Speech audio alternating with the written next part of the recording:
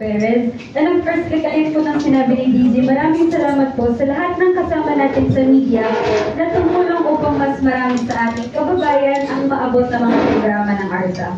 Malaking tulong po sa ARTA ang lahat ng TV guestings, live coverages, and press releases na humihikayat sa mga Pilipino na tumulong sa ating ahensya. Bago naman po tayo dumako sa mga pagsagot sa mga tanong, everyone is encouraged to stand up to have our photo with the ARTA Execom. Yung photographers po natin, kindly proceed here in front para crowd shot po tayo. So, tayo po tayo.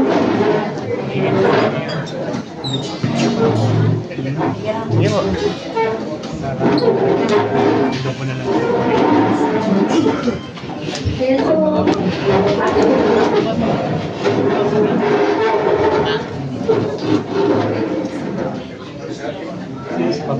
opo, tayo na lang po lahat.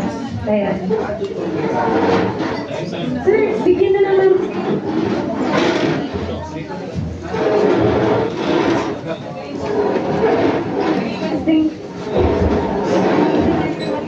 Apo, please.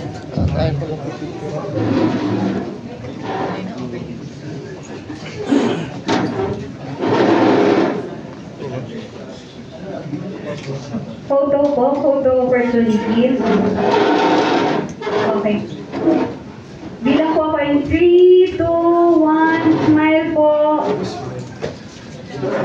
Okay, ARTA pose po tayo, ARTA pose.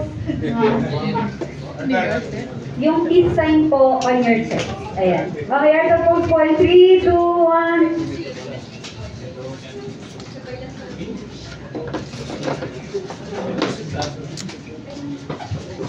Ayan, puro photographers po pala yung guest natin for today. Okay na ba? Okay. Maraming salamat po at this point. Okay.